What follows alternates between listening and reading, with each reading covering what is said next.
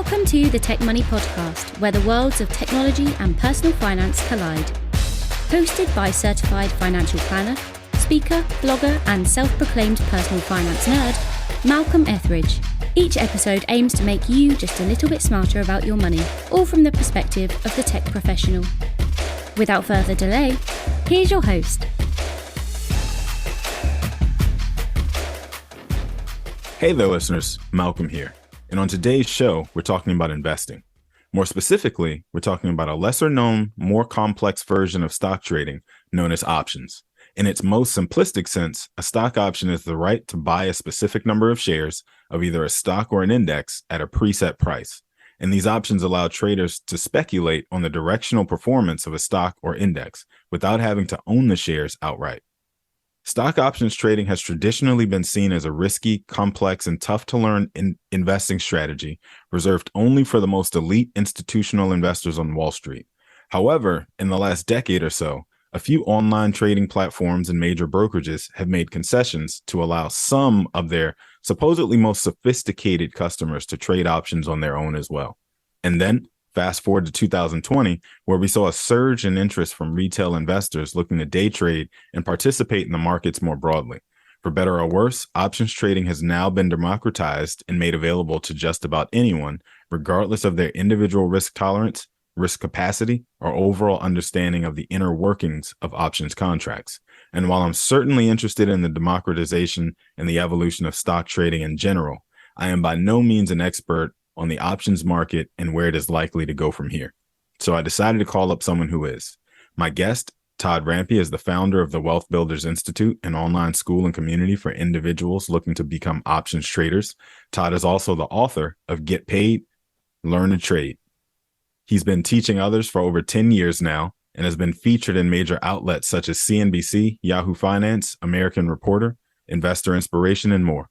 So with that brief introduction, welcome Todd Rampe to the Tech Money Podcast. Thank you, Malcolm. I appreciate that. That was quite a mouthful, and you gave a lot of great information there.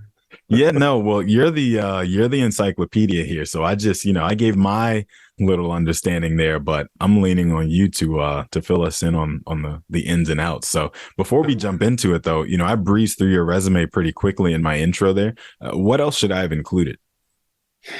Well, we are an education firm. We do not handle any money.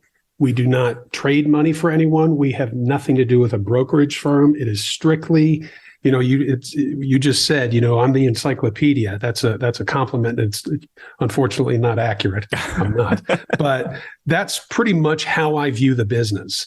I like to describe the Wealth Builders Institute as the Harvard University of trading educators, because we teach one method. Mm-hmm. And that one method is, and the reason for that is when you have something that works, you really don't need to pay attention to anything else. Yeah. So, we teach all of our students the same thing, but the number one thing is that we do not touch anyone's money ever.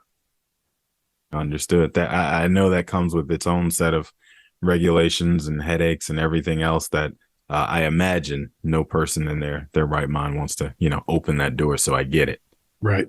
Well, I mentioned in my intro that you've been trading for quite a while on your own, right? You've been trading your own money for a while, but then you decided to start teaching options trading as your main focus about 10 years ago, from what I understand. What was the reason for that pivot? Why worry about other folks?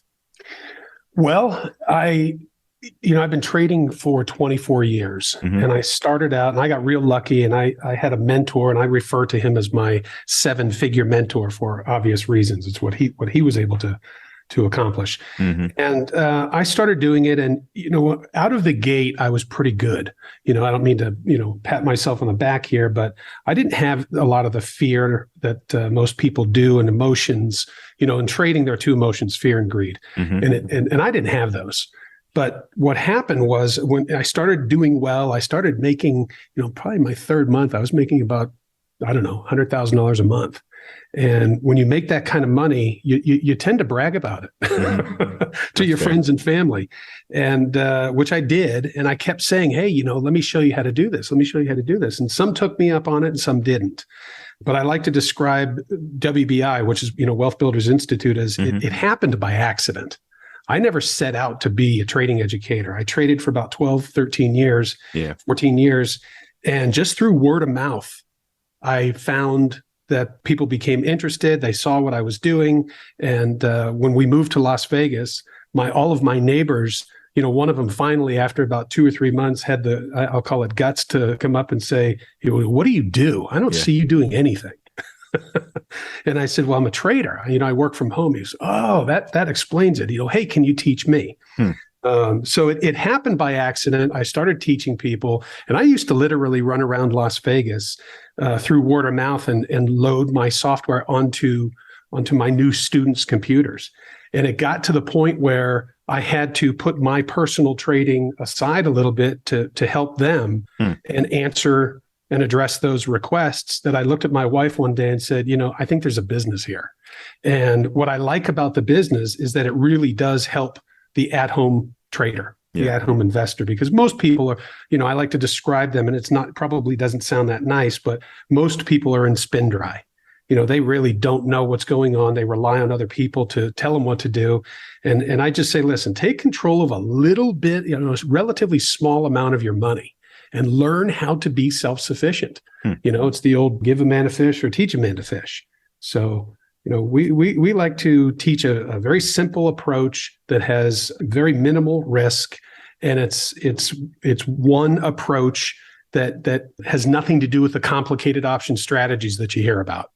Well, let's hang there for a second. You mentioned a couple of really good things in there I want to focus on. One being the word risk, right? Because obviously investing comes along with its own risks just inherent in the markets. You start talking about trading, which is basically much, much, much shorter term investing, right? If I had to figure out a technical way to define it. And then, options trading is just like high octane version of that, which is, even more risky, right? So the question I was going to ask you just in there as you're talking about it is, why trade options rather than just owning the underlying stock outright? Like, what's the real advantage that you want folks to actually be able to pull out of it when you're teaching them? Why take that additional risk rather than, owning the individual securities? Well, I appreciate the risk question. And I also believe that the risk in buying the underlying stock and versus buying the option carries the same risk. Okay. And I'll tell you what I mean, because if you wanted to buy, I'm looking at my charts right now, and Facebook right now is trading at $137.58. So if you want to go buy 1,000 shares of that, you need 137, let's call it 140. You need $140,000 to buy 1,000 shares. Okay. And that's a lot of money. Very few people are walking around with the ability to get into that trade and hope that they make money. When you buy, well, to answer your question directly, the number one reason is for leverage. You can take a very, very small amount of money and control 1,000 shares of Facebook. Usually for, the way that I teach my students is you can do that with less than 2% of that 140. So you can literally, under a $5,000 account, rent 1,000 shares. Now people say, this guy's crazy. There's no way you can do that, because I've seen the option premiums and they cost a lot more than that. Well, the secret is to buy the weekly options, the ones that expire every Friday. Yeah. There's 3 types of trading: day trading, swing trading, and what I like to refer to as buy and pray. Everybody knows it as buy and hold. And when you are looking for a stock to increase, or in our case, we don't care if it goes up or down, increase or decrease during the day. We want to jump on for a little ride and get out and be in cash at the end of the day. So when we put our head on the pillow at night, we're not worried about our money. Got it. So I'm not investing in anything that's got the ability to blow up because I'm not sitting at my keyboard at the open tomorrow. I'm closing out each position. My goal is to close out each position before the bell rings at 4:00. Do I have that 100%. Right? Okay. 100%. Okay. So something else I heard you say in there that I wanted to address is the idea of how much it costs to go fishing, to continue your analogy, right? So you mentioned, if I want to go buy Facebook or Meta, it's going to take me over $100,000 to get into that position, but I can buy, 1,000 options or what have you for significantly less. how much are you recommending that your students come to the table with or expect to get into the game with before you open up the seat in the classroom? I guess I'm mixing my metaphors and analogies all over the place. Yeah, I follow you. You know what I mean? Like at what point can I look and say, yes, I can afford to take this risk and I can afford to take this ride versus, it's not worth it. I'm not going to see enough of a benefit here at this dollar level. That question comes up several times every single day. Yeah. And the answer is $5,000. Okay. If you don't have at least $5,000 to trade with, now I'm going to, be crystal clear here. That doesn't cover your cost of tuition, your education. Okay. But if you need at least $5,000 to trade with, and the reason for that is well, first of all, we're looking at option premiums that are priced between $1.50 and $2.50. What that means is one contract that will control 100 shares of stock requires $150 to a $250 investment. And I tell everybody from the start, look, we all want to make a lot of money and we all want to make it fast. I understand that. This is not a get rich quick. This is learn how to do something, learn a lifelong skill. So you want to get involved with this and trade with that one contract and be safe so that you can develop your skills. I call it conditioning, condition yourself for consistency. And that's the key. I ask people all the time, what do you think is the number one benefit or reason that most people get into trading? And they say, to make a lot of money. And I say, yes, of course. But the one thing that they need to focus on, the most important, is being consistent. Yeah. Because if you're consistent, the rewards will come. Which is interesting coming from a guy who's based in Las Vegas, right? As you're talking about this, what I'm thinking about is, right, I don't gamble very much because I don't like losing money. And when I think about the experience of playing blackjack, for example, right, I'm really good at playing blackjack for about 30 minutes. I'm really good at playing blackjack disciplined for about 30 minutes. And I will continue to make the same bets consistently and see the cash, continue to build because, if you pay close enough attention, you usually can sustain a win for a small period of time in a casino, right? But then there's always that human emotion and that tendency to lean forward a little bit more and start to bet bigger so that your wins are bigger so that you can get to those bigger dollars faster. And that's immediately what came to mind as you were talking about this idea that it's much more about being consistent and learning how to be consistent than it is making a ton of money really fast because you got lucky. It sounds like your focus with your course is a lot more about learning how to learning what your particular shot is, to use a sports analogy, right? Like everybody's got their spot on the floor in basketball that they like to shoot from. And right. I'm paraphrasing you here, but it sounds like that's more what you're talking about. Not so much striking your rich because you got lucky hitting it from half court, but more so finding your spot on the floor and just getting there over and over and over. Exactly. And it's one of the hardest things for the new student to put into action. I can imagine. Because, like you, I'm not a gambler. Mm-hmm. I will sit down at a blackjack table, and what you said is almost a mirror image of how I do it. I'll go to the casinos when people are visiting, and I'll pull $100 bill out of my wallet, put it on the table, and I'll think, what am I doing? This is stupid. But, I just have to chalk it up to being, it's entertainment. And the people that I'm with are like, what are you worried about? You're a gambler in a different form. And I said, no, wash your mouth out. I am a strategic investor based on probabilities and based on low risk and high reward, not just the turn of a card. For sure. And I look at this like it's a waste of money, but I do it. And I will tell you this, Malcolm, that I'm pretty good for about as long as you said too, somewhere between 30 and 45 minutes. And even with all of my trading discipline, I still look at it. And after about that time, I have to kind of rein myself back and say, you know what, you made 200 or 300, get up and leave. And I was with a friend of mine one time and I was up $450. And I stood up and he said, "Where are you going?" I said, "I'm done." And he said, what are you, a chicken?" I said, "No. As a matter of fact, I'm probably going to go order some chicken." I said, this money is going to go pay for my meal, pay for my wife's meal. I'm going to go get a big fat cigar. I'm going to, drink a bottle of whatever. And it's all on this casino. Right. And it's all because I sat there for 30 minutes. But I know that the odds are against me if I stay. So have a nice day. Yeah. And that's the challenge. It's the getting up and walking away that hooks, most of us, and the reason that the house always wins. So you said something else that I wanted to circle back to really quickly. You mentioned the idea of newer traders. And one of the questions that I had for you coming into this was whether you feel like trading platforms such as Robinhood and others make it too easy for novices to trade options, and should put in place more safeguards, like the more stodgy Wall Street firms like your Morgan Stanleys or your Merrill Lynch's.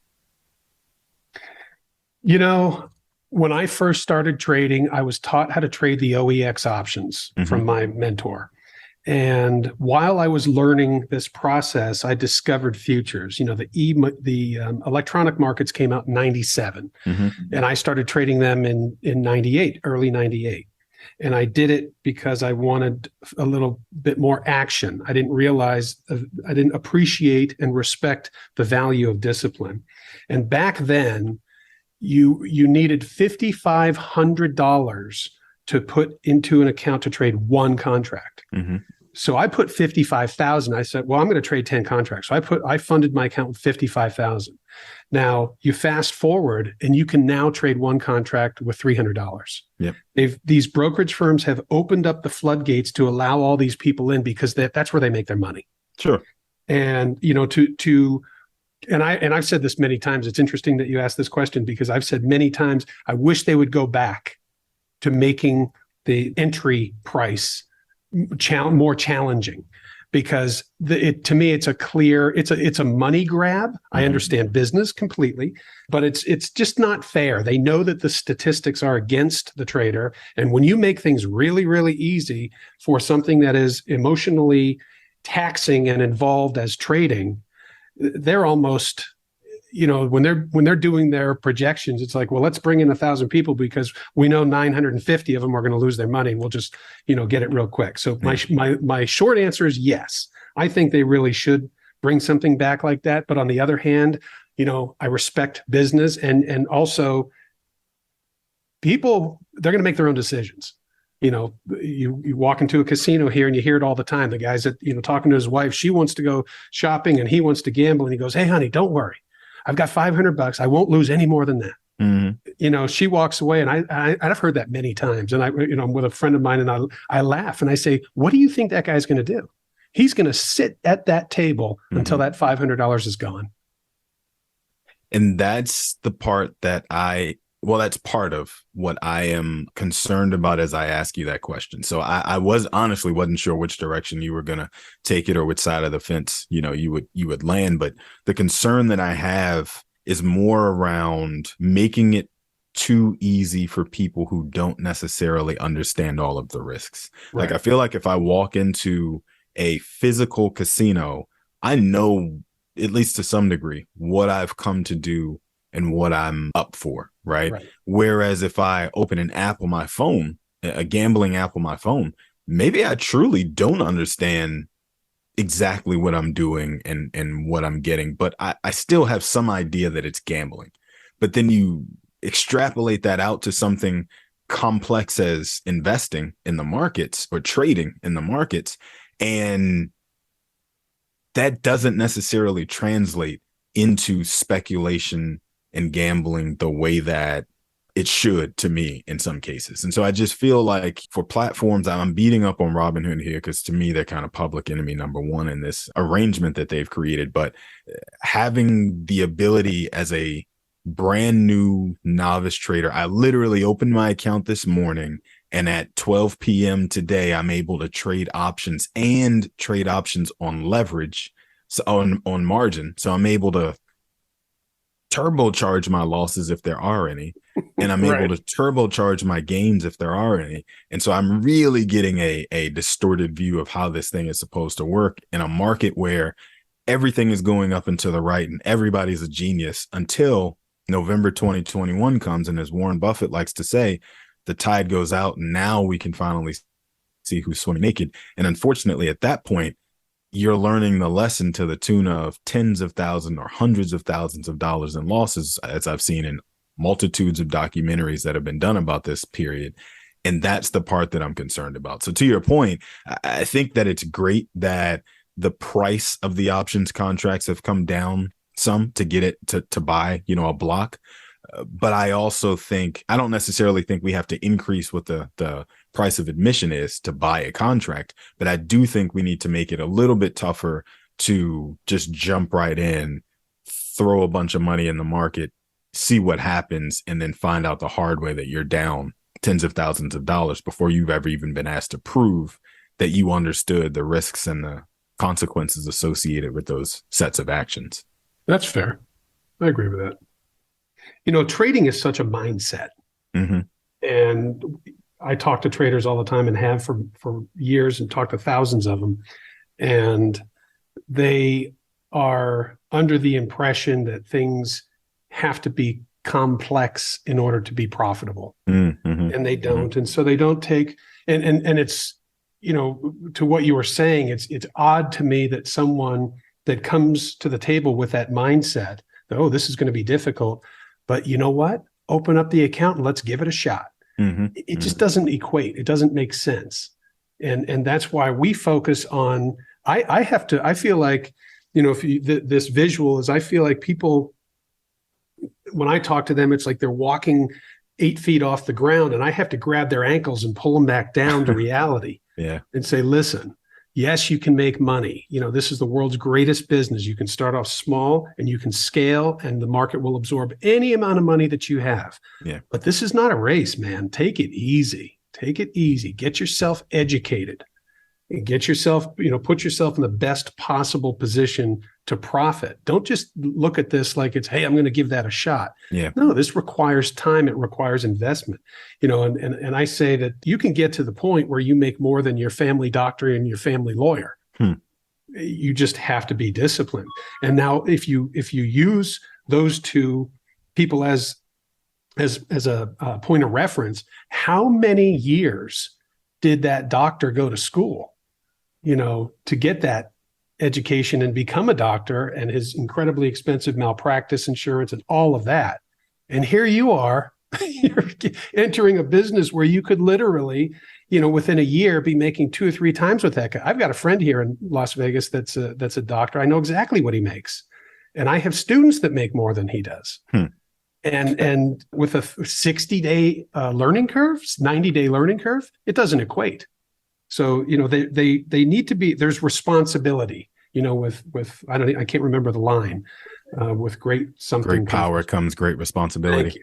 Thank you. Not that I've ever seen Spider-Man 10 times or what have you, but. So, yeah, it's I don't know. Should there be a test that everybody has to take before they get in? My software runs on the TradeStation platform, and they have to fill out pretty extensive application to be able to open an account. So I have no idea what the requirements are with Robinhood. I've never even seen the app, but I would imagine that they have to follow the same rules as every other brokerage firm. No, I've actually dug into this out of curiosity. It's Wow. very minimal. It's click a few check boxes. It's no different than checking the boxes to update your Apple iOS, basically. Yeah, then that is irresponsible. Yeah, it's just check a couple of boxes, attest that you've read a document that good and well you haven't read, just like everything else we subscribe to, and you're off to the races. Hey there, listeners. It's Eric with an A, and I'm interrupting the show for just a moment to tell you about our newest offering, the Tech Money Guide to Restricted Stock Units. This guide was developed to teach those who are paid in RSUs to develop a plan for how and when to convert those shares into actual dollars, as well as how to incorporate them into your overall personal financial plan. You may have already heard episode 50 where Malcolm described the guide in detail, as well as his own philosophy and rules of thumb when it comes to managing this valuable form of equity compensation. If you haven't, no problem. We would still encourage you to head on over to tech-money.com and download a free copy of the guide today. There's also a link to it in the show notes of this episode. Again, that web address is tech-money.com, and you can download a free copy of the guide right there from the homepage. In keeping with the promise of this show, our hope is that the Tech Money Guide to Restricted Stock Units helps make you just a little smarter about your money. Now back to the show. So let's dig in a little bit more there, right? You mentioned your software, and I do want to turn the conversation back to education that this is supposed to be about, not so much Malcolm putting a dark cloud or a damper on people's ambitions of becoming swing traders, right? So I understand that the focus of your teaching is this proprietary software that you've built that you personally rely on to help you spot market trends and time your trades and that sort of thing. Is that right?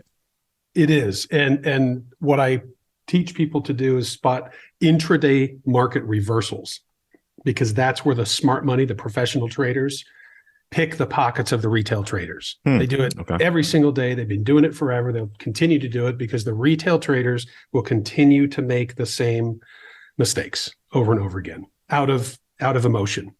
And say a little bit more about that. Like where do you pick up these market reversals? Is it, and by the way, you're talking to a buy it, hold it, forget about it investor. So like completely feel free to, there's no sacred cows, I guess I should say, on this. So just, Okay.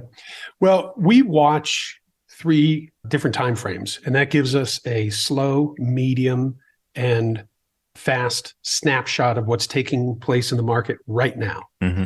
And, as I said before, the 3 types of markets: day trading, swing trading, buy and hold. And to me, virtually everybody hears day trading and they go, oh, that's gambling. I understand why they think that, but when you peel back the curtain or the onion or however you want to say that, you realize that the people that are making the most money are the ones that are doing it on an intraday basis. And those are the professional traders, the smart money, the hedge funds, the banks. People think that Bank of America makes their money from car loans and mortgages. No way. They're one of the world's largest traders.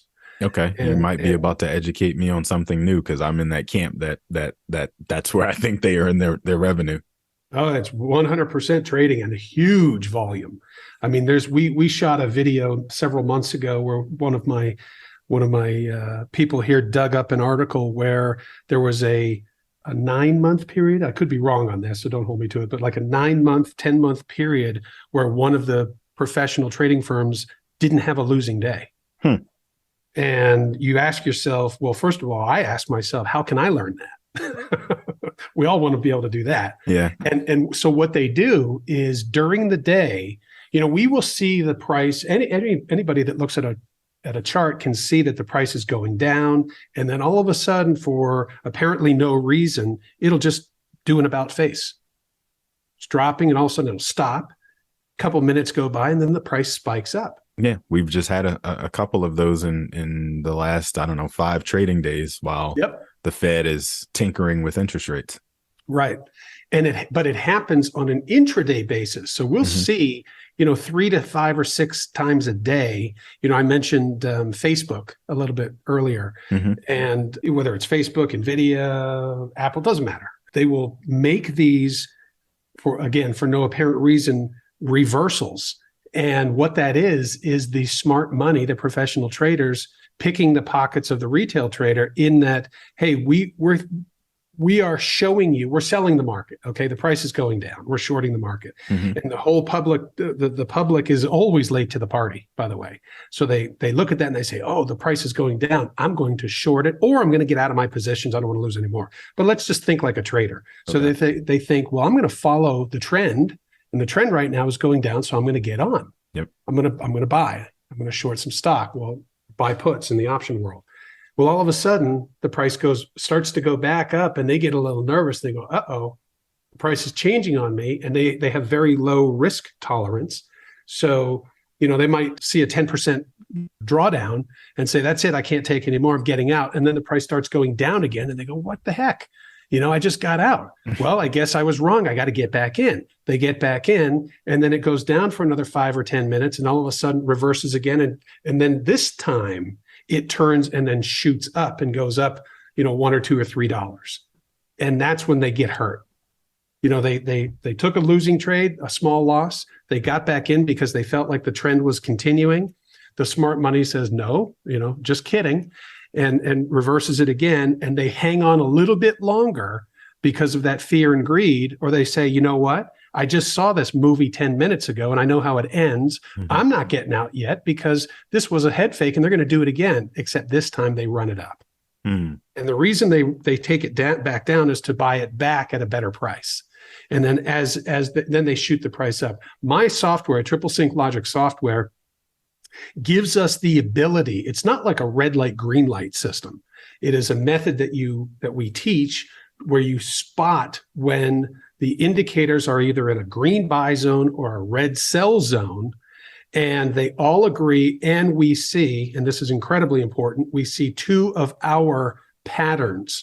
We have to see these patterns to confirm that it is in fact the smart money at work. And then we have a proprietary dot indicator that plots on the screen, letting us know that, yes, at this particular time, in this price bar, there are more buyers than sellers, or there are more sellers than buyers. So it's appropriate to get in. And only then, when we see those 3 things, do we participate.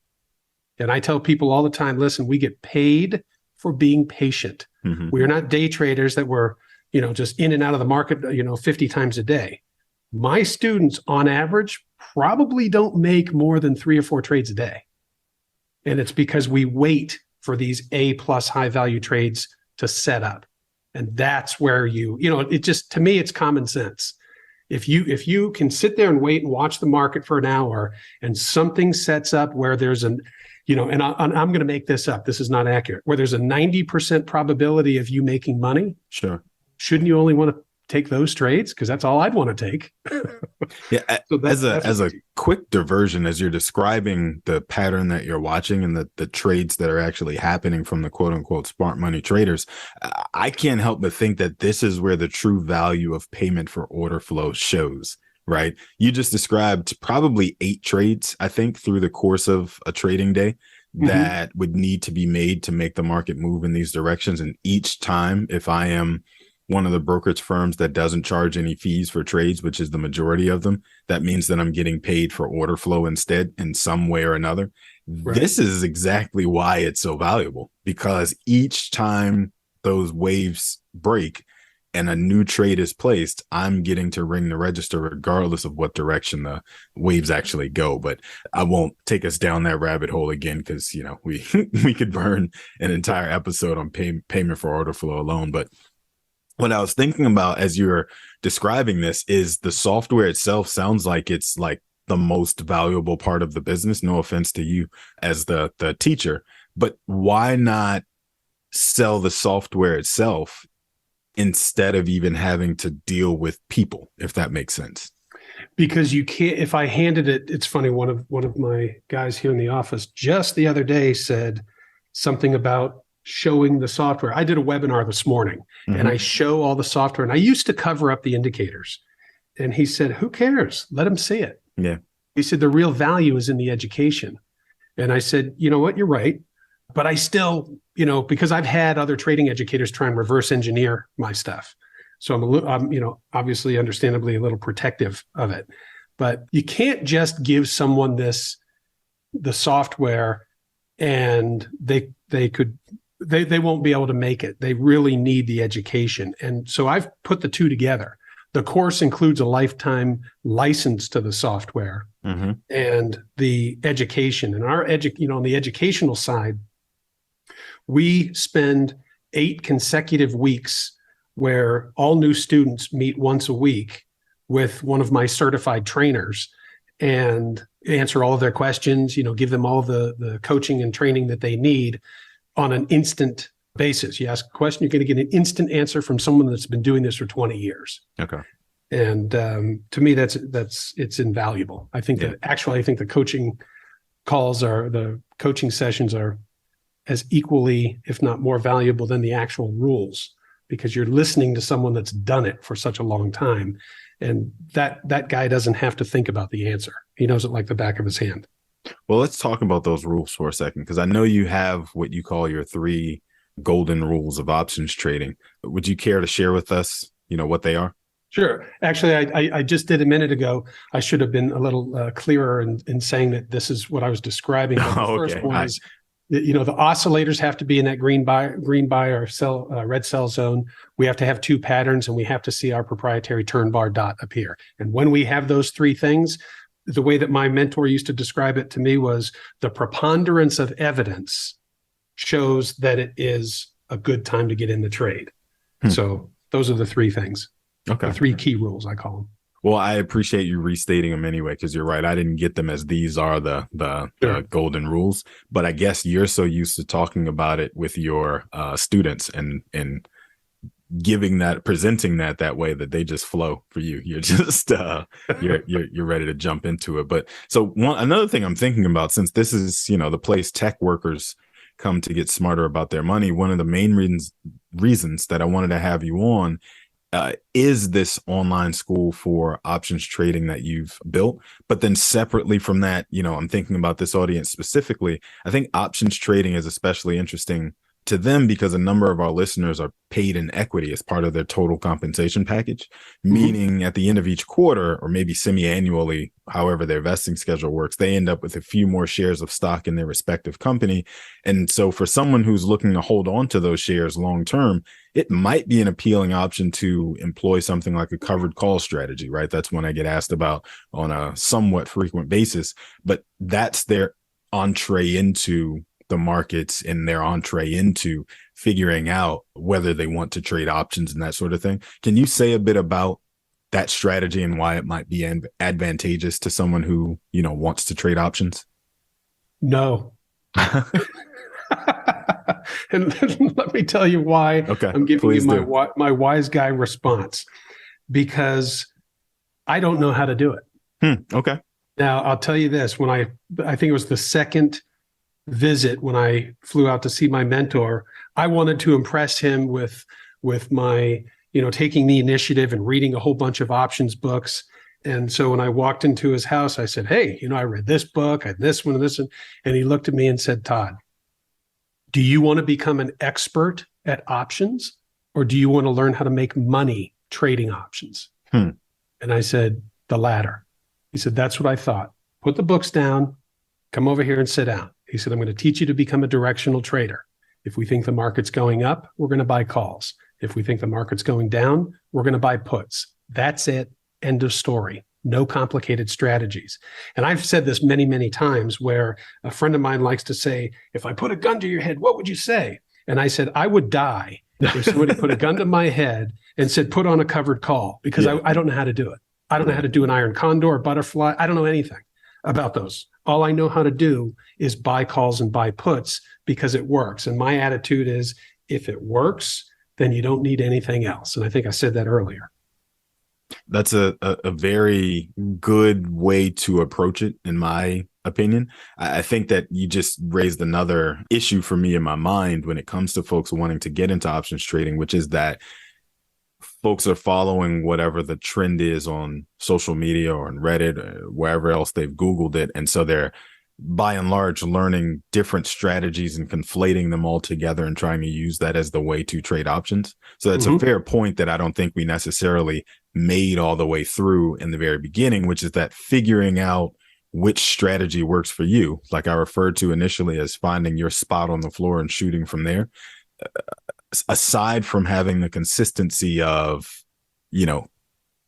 here is our window, here is what our proprietary software has taught us is the spot to pull the trigger. It's also about figuring out what is the strategy that works best for your situation and sticking with it, right? So as I'm talking about writing covered calls, if I'm a person who owns 200,000, 500,000, $1 million worth of Apple shares that I don't intend to sell anytime soon, maybe it is worthwhile to me to write some covered calls. I won't dig into the specifics of how the strategy works, because it's a podcast and it's hard to do math over audio. But essentially, you're buying call options on a stock you already own with the anticipation that you're not going to have to actually execute on it because the stock is going to go up longer term. So you're going far longer than where you, Todd, are talking about, because you're talking about options trades that close very quickly.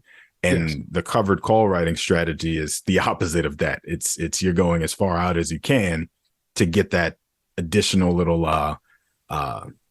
bump, that additional little income from your stock not taking a dip and you not having to make good on it. So I definitely think your point about figuring out where your spot is and just sticking with that is a really good one that, is another point of caution for folks who are considering, options trading in general. And you were saying something there about momentum and being able to get a feeling for which direction the market is going, because you guys are directional traders. So I want to go back to that really quickly and just ask, is there something that you use to determine what direction you believe the market is heading? Or is it more of just, we wait for the open, we look at where the futures are before the open, and we just assume that that's the direction we're going? Am I oversimplifying there?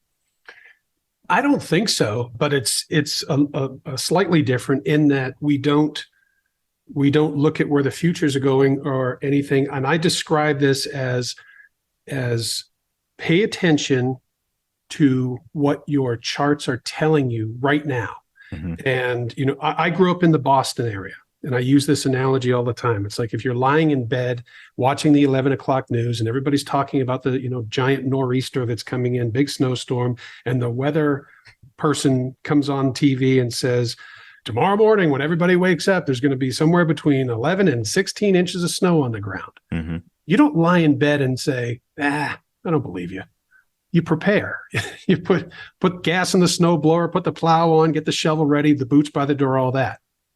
And when I describe the typical person looking at charts, they want to not believe what they see. It's called confirmation bias. And they look at the charts and they say, yes, I know, I see the prices going up, but the guy on CNBC this morning said that the price was going down, or they're going to have bad earnings or whatever. Mm-hmm. And I said, how many times have you seen where the earnings report comes out and everybody says, oh, it's going to be great, and it comes out higher than expected, yet the stock price drops? Yeah. Why is that? Well, I don't know. I mean, I think it's because the smart money was already in pumping up that price prior to the announcement because they knew it.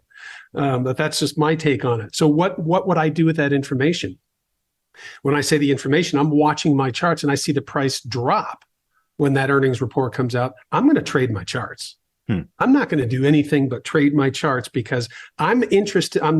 My vision, it's like I have blinders on. I'm only interested in what is taking place in the market right now. I don't care about the closing bell, or depending on how far, close it is. Yeah. I don't care about tomorrow. I don't care about next week. I care about what's taking place right now and how can I pull money out of the market right now.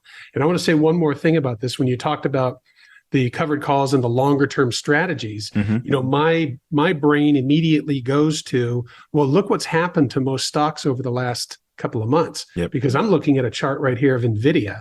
And on August 16th, NVIDIA was at $191.64 a share. And right now it's $131. Yeah. So it's dropped $60 in that short period of time. So someone who believes in their company and goes out on a limb and buys those longer term call options, they didn't pan out so well. And that's the hard part, because the farther out you go, the harder it is to be accurate.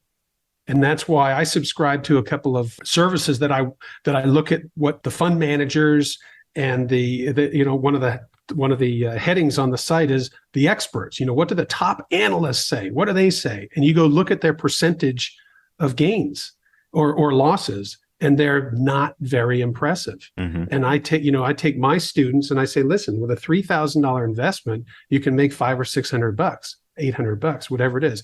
Do that a couple of times a day, and that's real money. Yeah, yeah.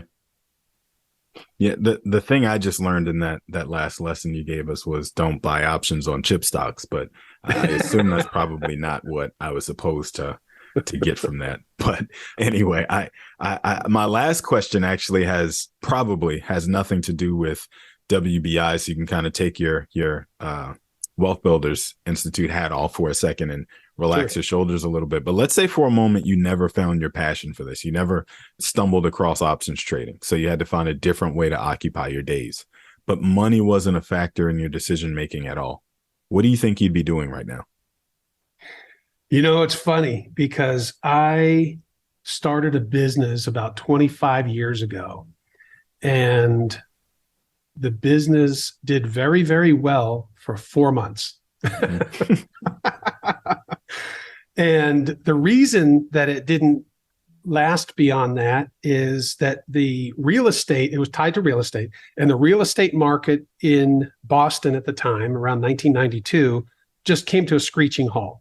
So my business went from doing very well one day to literally nothing the next. And then I started another business, and I said to a friend of mine, I said, you know what? If this doesn't work out, I said, I'm moving to Mexico and I'm renting jet skis on the beach. And what's funny is I got into trading. And at first I actually got into wholesaling cars, and I was doing that for quite a while. And I was shipping cars to Europe, bringing them down from Canada, I was a registered importer, and I would change the odometers and all that, and then sell them at the auction. But then I started shipping them to Europe and making a fair amount of money doing that. And then I got into trading, but then I moved to Mexico, and I actually, one day I said to my wife, I said, I'd like to have a little dune buggy or something, because it's like the Wild West down there. You can drive anything on the road without it being registered or insured. And I said, but I don't really want to have it all the time. And we stopped and talked to this couple they're not a couple, two coworkers that were renting ATVs and that kind of thing. And I said, well, I'd like to buy something, but I'm not going to drive it every day. So maybe we'll work out a deal. I'll put it in your fleet and you can rent it when I'm not using it. And the more we talked, the girl said, why don't you do this? She goes, my boss doesn't really know what he's doing, and you sound like you know what you do. And so by accident, I started a business. My name is Todd, and ATVs are known as quads. So I started a business called Todd's Quads. And one day it occurred to me, we were sitting there, and I looked at my wife and I said, do you remember I told you that story about if things don't work out one day, I'm going to be in Mexico renting jet skis on the beach? I said, it's about as close as you can possibly get to that exact scenario, but I did it with a lot different, I didn't do it because I kind of threw in the towel and went down there. It was a sideline thing because I didn't want to keep going to the ATM to get pesos. Yeah. So, what would I do? I don't know. I mean, I love to work. I'm an early riser type of guy. I've renovated 13 or 14 houses. I did that while I was a trader, and quickly, I don't want to say quickly, after 13 houses, you would think I've learned it. I would have learned it quicker. But after about the 8th house, I said, what am I doing? It's much easier to make money sitting in front of my computer trading than it is dealing with all this aggravation. So I don't know. I mean, I'm getting a little windy, long-winded here about the answer. I'm not too sure, but I haven't worked for anybody since I was 25. I'll be 58 in November, and always done well. And I don't really listen to what everybody else says. I kind of do what I want. I guess that's a testament of loving what you do, if nothing else. I guess that's what that's the bow we can put on it, or the silver lining that we can find in it. Todd, I do appreciate you being so generous with your time here. Where can people find you if they want to learn more about you or Wealth Builders Institute after this goes live? 2 places. One of them is wealthbuildersinstitute.com, and the other is wbitrading.com. It'll take you to our website, and within, probably 48 hours, you'll see a new video up there that explains everything and a lot of what we talked about today, and how you can get involved. Well, on that note, Eric with an A, why don't you go ahead and close us out, sir? All right. I would be happy to. Learned a ton today, as I'm sure the audience did. My head is kind of spinning here. So with great knowledge comes great responsibility. Almost a Spider-Man quote, but not as good as you, Malcolm or Todd. Todd, thank you so much for being here. This is outstanding. Malcolm, of course, thank you for being the man and facilitating this. And our last thank you goes to you, the listening audience. Thank you so much for tuning in and listening to the Tech Money Podcast with Malcolm Ethridge. If you have not subscribed to the podcast yet, please click the subscribe now button below. This way, when Malcolm comes out with a new podcast, it'll show up directly on your listening device. And we humbly ask that you share this podcast and leave a review, as this does actually help others find the show. You can connect with Malcolm on social at Malcolm on Money. We'd love to hear from you and answer any questions you have, and you can do so by emailing them to podcast@tech-money.com. Thanks again for listening today. For everyone at Tech Money, our hope is that this show helped make you a little smarter about your money. This has been the Tech Money Podcast. For more information on today's topic, to review the show notes, or to catch up on past episodes, be sure to check out malcolmethridge.com/podcast.